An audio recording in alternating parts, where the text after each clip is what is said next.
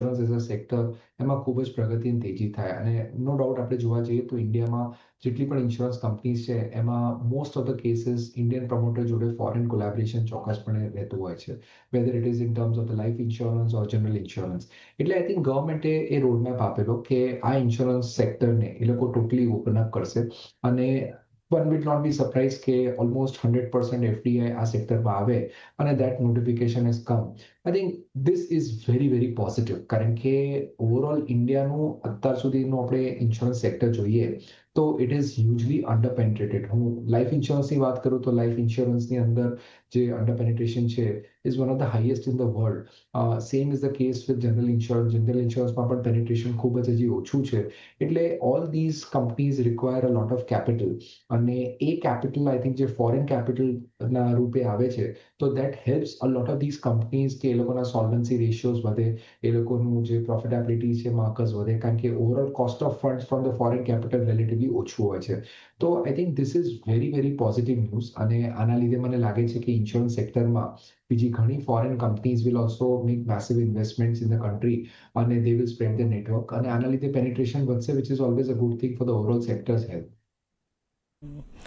તો ઓવરઓલ એક આ સમાચારની અસર અને જે રીતે કંપનીઓ માટે એક આ મહત્વનું છે. ચર્ચામાં આપણી સાથે હવે જોડાઈ રહ્યા છે માર્કેટ એક્સપર્ટ જગદીશ ઠક્કર. પણ જગદીશજી, સ્વાગત છે આપનું પણ ખાસ રજૂઆત. મને ઇન્સ્યોરન્સ પર સર એક ચર્ચા કરી રહ્યા હતા, જે રીતે પાર્થિવે પણ જણાવ્યું કે કઈ રીતે એક મહત્વનું જે અહીંયાથી નિર્ણય લેવામાં આવ્યો છે અને ઇનફેક્ટ આપણે પાર્લામેન્ટમાં પણ આના એક મંજૂરી આ બિલ પર આપણને આવતી જોઈ રહ્યા છે. આપની પાસેથી સમજીએ કે આ કંપનીઓ માટે કેટલું મહત્વનું છે. જેટલા બી રિસન્ટ ચેન્જો ચારની થયા છે ઇન પર્ટિક્યુલર ઇન્ડિયામાં 2024 અને 25માં એ focus mainly increase foreign investment છે, significant goods and service tax જીએસટીના રિફોર્મ્સ છે અને કસ્ટમર સેન્ટ્રિક રેગ્યુલરશીપ છે. અત્યારે જે સ્ટ્રક્ચરલ ચેન્જીસ છે, રેગ્યુલેટરી ચેન્જીસ જે રિસન્ટલી થયા છે એ નંબર વન કે increase in the foreign direct investment જે એફડીએ કહીએ છે, the FDA limit for the insurance sector has been raised from 74% to 100%. એટલે definitely this will be expected capital inflow, increased competition and definitely it will encourage the use of better technology and innovative products among insurance all over the country. બીજું કે composite licence એક propose છે, the insurance amendment bill 2025નું જે આવ્યું છે, the proposal is allowing a single insurer to offer multiple classes of insurance like life, general and health through a composite license, which is expected also to streamline lagbag operation and allow the bundled products also. બીજું કે reduce of the capital requirements for the reinsurers. The minimum capital requirement for the foreign reinsurance, which was setting up a branch in India, has been reduced from 5,000 crores to 1,000 crores. That will definitely encourage more people to play in this market. That is also there. And intermediary flexibility also it has been given. Corporate agents now can be partner with the up to 9 insurance across different business classes, providing customers with a wider array of the options. And easier listing norms ના પણ અત્યારે regulatory changes થોડા જે કર્યા છે એ simpler કર્યા છે for insurance to list on stock exchanges by removing the prior approval of the requirement from the Insurance Regulatory Development Authority જે ઈડા પહેલા હતી તે. અને પોલિસી અને ટેક્સેશન ચેન્જીસ બી ઘણા થયા. જીએસટી એક્ઝમ્પશન આપણે જાણીએ છીએ. ટેક્સેશન હાઈ પ્રીમિયમ ઓલ્સો જે યુલિપ્સ છે એમાં પણ થોડા ચેન્જીસ થયા છે. અને ન્યૂ હેલ્થ ઇન્સ્યોરન્સની ગાઈડલાઇન્સ છે 2024-25ની છે કે નો એજ બેરિયર્સ છે, રિડ્યુસ વેઇટિંગ પીરિયડ છે અને mandatory coverage for the severe conditions. એ ઘણી બધી વસ્તુ છે. ઓફકોર્સ ટેકનોલોજી ઇન્ટિગ્રેશન થવાના જ છે એઆઈ અને ડિજિટલ ટ્રાન્સફોર્મેશનના, which is going to be another bonus to this particular entire sector. અને focus definitely on the data અને analytics also is going to be there. એટલે મારું માનવું છે કે હવે ઇન્સ્યોરન્સ સેક્ટર અને ગવર્મેન્ટે જે જાતની પ્રાયોરિટી પહેલા આપવા જોઈતી હતી હવે ભલે મોડી તો મોડી પણ આપી છે. સો ધીસ પર્ટિક્યુલર સેક્ટર આમ તમે ગણો તો it's a virgin field. Out of 140-50 crore people in this country, I think not even more than 25-30 crore people are insured for the life insurance. એટલે market is absolutely wide and open. એટલે this particular business મારી દ્રષ્ટિએ તો at least આવનાર 5 કે 10 વર્ષ સુધી is going to be a throbbing business. તો એક વ્યૂ ઓવરઓલ એક બનતો જોઈ રહ્યા છે અને જે એક અનાઉન્સમેન્ટ અહીંયાથી જોઈ રહ્યા છે અને કંપનીઓ માટે પણ એક ટ્રેન્ડ જે છે આવનારા સમયમાં કેવો રહી શકે છે. પાર્થિવ, કંપની સ્પેસિફિક આપણે જાણીએ સલાહ, પરંતુ એ પહેલાં એક મુદ્દો આપની પાસેથી જાણીએ જે રીતે એક લાઇકલી ઇફેક્ટ અહીંયાથી જે ચર્ચા કરવામાં આવે છે ડોમેસ્ટિક પ્લેયર્સ લાઇક LIC અથવા તો નાના જે ભારતમાં ઇન્સ્યોરન્સ જે છે એના ઉપર, અને કઈ રીતે તમે અહીંયાથી ગણી રહ્યા છો? અને કારણ કે જે ઘણી બધી એક ડિસ્કશન પણ આ સમાચાર પણ આપણને કરતા જોઈ રહ્યા છે એ, અથવા તો કોઈ એક ફોરેન ડોમિનન્સ જે છે એ તમને એવું લાગે છે કે એનાથી આવી શકે છે, અથવા તો કઈ રીતે કંપની ઉપર એક જ્યાંથી એક અસર સંભાવના એક બનતી દેખાઈ શકે છે, એ મુદ્દા પર પણ એક વ્યૂ લઈએ. સો બેસિકલી ઇન્સ્યોરન્સ સેક્ટરમાં આપણે જનરલ ઇન્સ્યોરન્સની સપોઝ પહેલા હું વાત કરું તો this is one sector in insurance space કે જ્યાં capital is very much required, કારણ કે આપણા જનરલ ઇન્સ્યોરન્સ કંપનીઝના આપણે કમ્બાઇન્ડ રેશિયોઝ જોઈએ તો એસ્પેશિયલી PSUs જે છે they R hovering somewhere around 115 to 124%, અને જે પ્રાઇવેટ સેક્ટર પ્લેયર્સ છે જે મોસ્ટ એફિશિયન્ટ છે, case in point mean something like ICICI Lombard, ત્યાં પણ એ લોકો અરાઉન્ડ 104.75 ની આસપાસ રહે છે. નો ડાઉટ સોલ્વન્સી રેશિયો અહીંયા સારા છે, but this goes to show કે I think for growing this industry to a particular scale I think foreign capital is must, અને એના સંદર્ભમાં આઈ થિંક પ્રોબ્લી આ જે ઇન્સ્યોરન્સ અમેન્ડમેન્ટ બિલ આવ્યું છે એનાથી probably we might even see a chance કે lot of government companies might slightly dilute the stake, એટલે that is also for the good, કારણ કે ત્યાં પણ કેપિટલ રેઝિંગની જરૂર પડતી હોય છે, instead of government sponsoring that capital, એ કેપિટલ ફોરેનથી આવે તો that is always a good thing. So overall I think મને લાગે છે કે થેન્ક્સ ટુ ધ ફેક્ટ કે ઘણું કેપિટલ આ સેક્ટરમાં આવશે એનાથી the health of the sector will improve, અને સોલ્વન્સી રેશિયોઝ જે આપણે ઓલવેઝ ડિસ્કસ કરતા હોઈએ છીએ that will also be a key driver going ahead in terms of the companies being in a position કે underwriting standards એ લોકો further improve કરે અને વધારે ઇન્સ્યોરન્સ ડિસ્પર્સ કરે. આ મુદ્દો પણ એક અહીંયાથી ધ્યાનમાં રાખવા જેવો. જગદીશજી, એક આના બાબતમાં એક એ સમજીએ કે અહીંયાથી વીક પ્લેયર્સ જે છે એમના માટે ખાસ કરીને કોઈ એક અસર કે એ ધ્યાનમાં રાખવું જોઈએ કે અહીંયાથી કન્સોલિડેશન રિસ્ક તેઓ ફેસ કરી શકે, અથવા તો જોબ ઇમ્પેક્ટ, આ કોઈ કન્સર્ન તમે આના માટે જોઈ રહ્યા છો, એ કઈ રીતે સમજવું જોઈએ?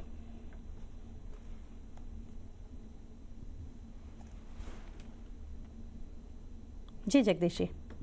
મને સવાલ પૂછ્યો જી. મારી દ્રષ્ટિએ તો ઇન્સ્યોરન્સ કંપનીઝમાં મેં આપણે શરૂઆતમાં જ કહ્યું તે પ્રમાણે તો market is wide and open, અને જેટલી પણ હવે now only thing is that they have to be updated with this latest technology of the AI and all, અને જે જાતની કોમ્પિટિશન અત્યારે આ સેક્ટરની અંદર છે એ જોતા, અને સરકારે જે આ રીતે જે પરમિશન આપી છે ખાસ કરીને FDIમાં જે 100%ની, એમાં જો તમે AI અને ડિજિટલ ટ્રાન્સફોર્મેશન સાથે કોઈ કંપની નહીં કરે તો definitely they are going to B on the back foot. બીજું કે આ જે મોટી ભાગની જે ઇન્સ્યોરન્સ કંપનીઓ છે, જે પણ કંપનીઓ કામ કરતી હશે એ લોકો પોતાના રીઇન્સ્યોરન્સ સાથે મળીને જ કામ કરતી હોય છે. Most of them are the foreign companies, કારણ કે stack involve in case of the claim is very very high.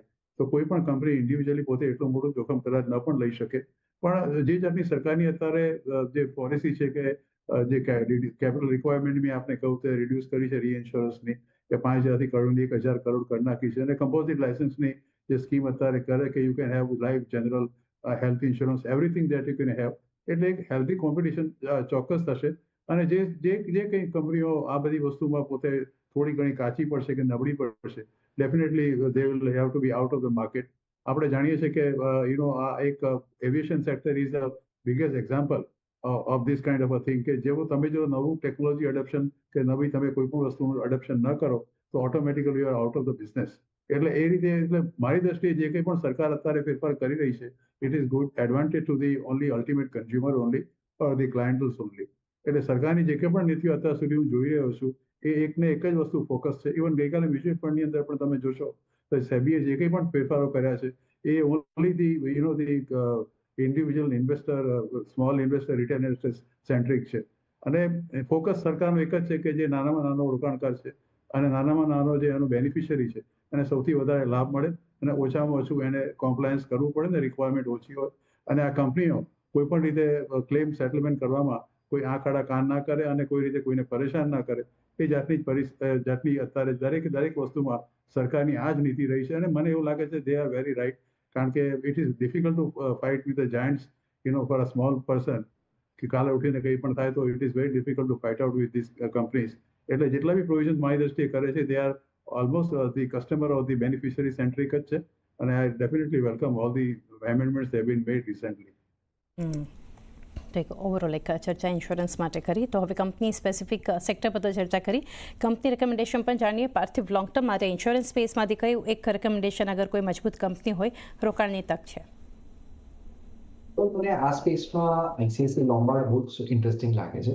Basically general insurance સ્પેસમાં જેમ મેં તમને કીધું કે ઇન્ડિયામાં I think there are very few listed private sector players, અને વન ઓફ ધ કી સ્ટ્રેન્થ્સ જે આઈસીઆઈસીઆઈ લોમ્બાર્ડ જનરલ ઇન્સ્યોરન્સ પાસે છે, it is one of the leading players in the private sector space. અને એ લોકોના જે પ્રોડક્ટનું ડિવર્સિફિકેશન છે એ બહુ ફેન્ટાસ્ટિક છે.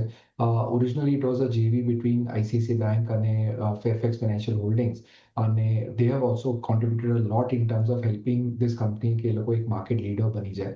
અને બેઝિકલી એ લોકો પાસે જે ઓવરઓલ ગ્રોસ ડિરેક્ટ પ્રીમિયમ ઇન્કમનો ગ્રોથ છે એ ઓલમોસ્ટ 10% આસપાસ એ લોકોએ બતાડેલું ઇન H1 of FY25. અને market share wise I think they were standing at around almost 13% in fire, 17% in engineering, 21% in marine cargo, અને 19% in liability insurance. એટલે that goes to show કે they have held up their market leadership pretty well. Health travel ની અંદર પણ એ લોકોએ ઘણું સારું માર્કેટ શેર અને પ્રોડક્ટ મિક્સ કર્યું છે, which has been reasonably profitable for them. મોટરમાં આઈ થિંક આપણે જાણીએ છીએ કે એમાં underwriting standards despite being very strong, ત્યાં થોડા લોસીસ એ લોકોના વધ્યા છે. પણ overall I think if you go to see combined ratio of 104%, જે આગળ જતા મેનેજમેન્ટ જણાવે છે કે એને કોઈ ઇમ્પ્રૂવ કરવાનો ટ્રાય કરશે, that is I think a very very positive sign. એટલે આઈ થિંક ઓવરઓલ 265%ની સોલ્વન્સી રેશિયો છે, લોસ રેશિયો 72.6%. તો બધા જે મેટ્રિક્સ હોય છે in terms of looking at general insurance company, I think ICICI Lombard is one of the finest in the country. એટલે મને લાગે છે લોંગ ટર્મ ઇન્વેસ્ટર્સ આ પ્રકારના સ્ટોક્સ લઈને ભૂલી જાય, અને ધીસ ઇઝ સમથિંગ કે જે અમને લાગે છે 15 થી 18% જેવું કમ્પાઉન્ડિંગ મળી શકે છે. 15 થી 18% એક સારા રિટર્ન અને એક લોંગ ટર્મ પોર્ટફોલિયોમાં આઈસીઆઈસીઆઈ લોમ્બાર્ડ એક પસંદગી જોઈ રહ્યા છે આપણે. એક પાર્થિવ તરફથી જગદીશજી, આ સ્પેસમાંથી આપના તરફથી કંપની રેકમેન્ડેશન? જાની, તમે જુઓ તો બેસિકલી જે પણ કંપની તમે નક્કી કરતા હોય એના અમુક જે એના ગ્રોથ ડ્રાઈવર્સ ને સ્ટ્રેટેજીસ હોય છે, એ એના પાસે ડિસ્ટ્રીબ્યુશન નેટવર્ક હોય છે, એના પ્રોડક્ટ ફોકસ હોય છે અને ટેકનોલોજી હોય છે. અને જે કી મેટ્રિક્સ જે ટ્રેક કરવાનો છે બધી આ ઇન્સ્યોરન્સ કંપની સાથે, એમાં ખાસ કરીને જે વીએનબી, જેને વેલ્યુ ઓફ ન્યૂ બિઝનેસ, અને વીએનબી માર્જિન, એટલે કે core profitability indicators for the life insurance. બીજું કે એનું એપી જે કહીએ છીએ આપણે, annualise premium equivalent measures of the new business sales. બીજો કે એનો સોલ્વન્સી રેશિયો કેટલો છે આ particular company, indicate the financial strength. For example આનો છે પર્સિસ્ટન્સી રેશિયો કેટલો છે, કે રિન્યુઅલ પ્રીમિયમના કલેક્શનનો કેટલું હેલ્ધી છે.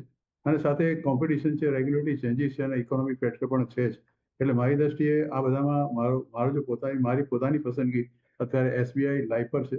કારણ કે આ કંપનીનું એક સ્ટ્રોંગ બ્રાન્ડ છે, એસબીઆઈ પેરેન્ટેજ છે પોતે, માર્કેટ લીડરશિપ છે, કન્સિસ્ટન્ટ એ લોકોનું પ્રીમિયમ અને પ્રોફિટ ગ્રોથ છે, રોબસ્ટ સોલ્વન્સી છે, અને strategic focus on digital agency expansion છે, અને પ્રોડક્ટ ઇનોવેશન છે, પ્રોટેક્શન રૂરલ એરિયાની પણ રીચ છે એ લોકોની. અને જે કી મેટ્રિક્સ મેં આપને કહ્યા, જે એનબીબી છે, એન્યુઅલાઇઝ પ્રીમિયમ છે, રિટર્ન ઓન ઇક્વિટી છે, ક્લેમ સેટલમેન્ટ રેશિયો છે, સીએસઆર કહીએ છીએ, અને સોલ્વન્સી રેશિયો કહીએ છીએ, this are absolutely very good so far as the SBI life is concern. એટલે my choice is for SBI life insurance company. અત્યારે 2014નો ભાવ છે, આમ તો એનો તમે જુઓ તો લાઈફ ટાઈમ હાઈ 2086 કે 2090ની આસપાસ જ છે. એટલે it is not too far from that. પણ આઈ થિંક જો તમે લાંબા ગાળા માટે આ પર્ટિક્યુલર શેરમાં રોકાણ કરવા માંગતા હો, કારણ કે 10 રૂપિયાની ફેસ વેલ્યુનો શેર છે, અને company has been doing very well. તમે છેલ્લા 3-1 વર્ષના એના જો પરિણામ તમે જોશો તો company has been definitely giving A good return on everything. અને છેલ્લા એકાદ વર્ષમાં લગભગ 44-45% જેટલું રિટર્ન આપ્યું છે. 3-1 વર્ષનું એવરેજ કરશો તો બી 20-22%થી આ કંપનીનું રિટર્ન ઓછું નથી. So from a long-term perspective, about 1 to 2 years, my target for this particular company is about 2200. The stop loss should be 1950. 1950 એકથી 2 વર્ષના વ્યૂ માટે એસબીઆઈ લાઈફ જગદીશી તરફથી 2200ના ટાર્ગેટ તમારે ધ્યાનમાં રાખવાના છે. તો આઈસીઆઈસીઆઈ લોમ્બાર્ડ પાર્થિવ તરફથી અને એસબીઆઈ લાઈફ જગદીશી તરફથી. એ સાથે જ ખાસ રજૂઆતમાં અત્યારે સમય થયો છે એક બ્રેક લઈએ, અને બ્રેક બાદ આપણે ચર્ચા કરીશું એફએમસીજી પર.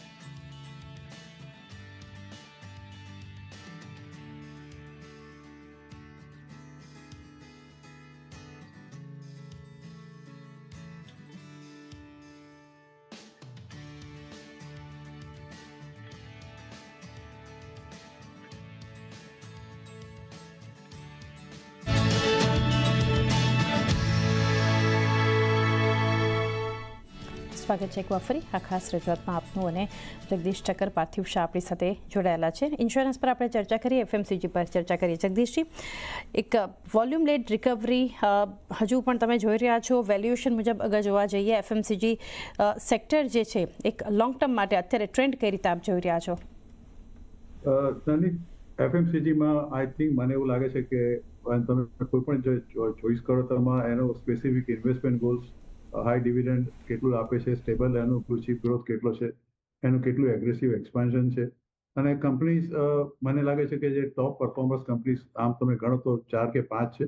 એમાં Hindustan Unilever, ITC, Nestle, Varun beverages, Britannia industries, અને કંપનીના તમે પી રેશિયો, ROE એટલે રિટર્ન ઓન ઇક્વિટી, ડિવિડન્ડ કેટલા છે એ પણ તમારે બહુ જોવાની છે. સૌથી મોટો ફાયદો આ ઇન્વેસ્ટમેન્ટ કરવાનો આ FMCGમાં એવું એક ખાસ એ છે કે they are quite defensive in nature. મોટાભાગના FMCG સ્ટોક્સ તમે જોશો તે આ રિસેશન પ્રૂફ હોય છે, કારણ કે લોકોને કન્ટિન્યુઅસલી ડેલી એસેન્શિયલ આઇટમ માટે સોપ છે, ફૂડ છે, એની જરૂર પડતી જ હોય છે. એટલે એમાં ઇકોનોમિક ડાઉનટર્નનું આ કંપનીને કંઈ ખાસ વિશેષ એ નથી થતો. બીજું એક અગત્યનું પાસું જે અત્યારે છેલ્લા 1 કે 2 વર્ષમાં જોવા મળ્યું છે ચારની, એ અબાઉટ ધી રૂરલ ડિમાન્ડ. 2025નો એક સર્વે હમણાં આવ્યો હતો, એમાં રૂરલ જે ડિમાન્ડ કરી છે which is outperform the urban demand in volume growth.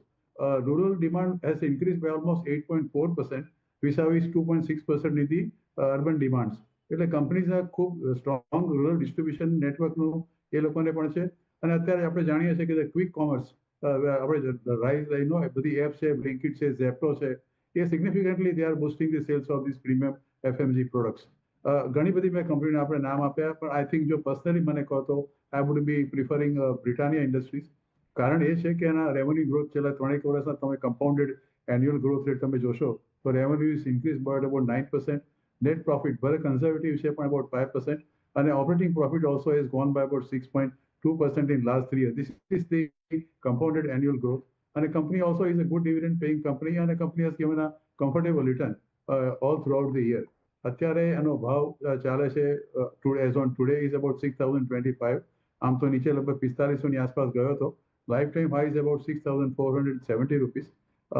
મારી દ્રષ્ટિએ ધીસ પર્ટિક્યુલર શેર થોડો વોલ્યુમ ઓછું છે, it's a low beta stock, પણ I think comfortably this particular share can, અને GSTના ફાયદા તો આપણે જાણીએ છીએ કે બધી કંપનીઓને થયા જ છે.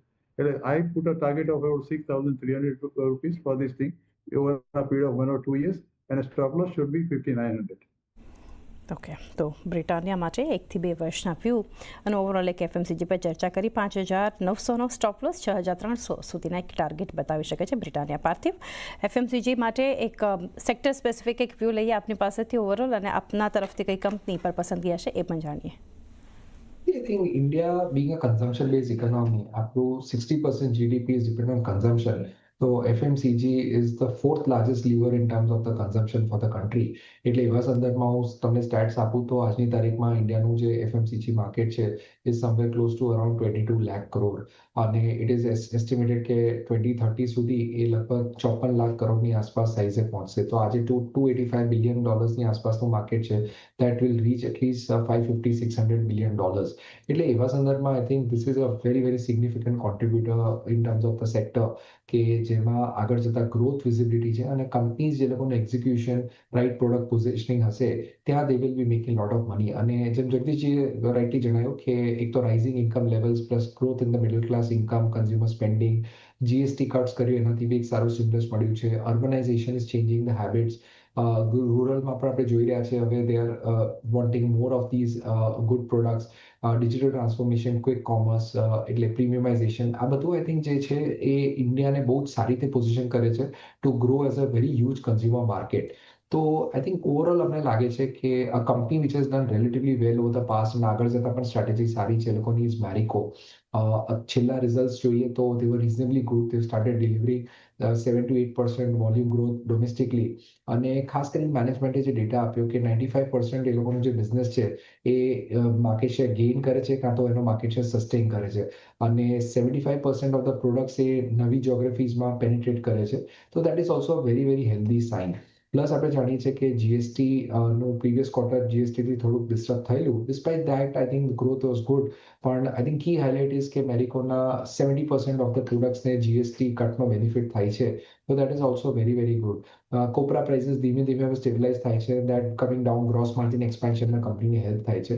આપણે જોયું કે ફૂડ બિઝનેસમાં એ લોકોએ બહુ સારો સ્કેલ કર્યો, લગભગ 1100 કરોડની આસપાસ રન રેટ પહોંચી ગઈ છે. સફોલા ઓટ્સ આર ગેઇનિંગ માર્કેટ શેર, હની, સોય ચંક્સ, એ લોકોના જે પણ ડિવર્સિફાઈડ પ્રોડક્ટ્સ છે એમાં they have done very well. Plus એ લોકો જે ઇનઓર્ગેનિક એક્વિઝિશન કર્યું છે ટ્રુ એલિમેન્ટ્સનું, that has been doing well. So overall, I think omni-channel strategy has worked very well for the company.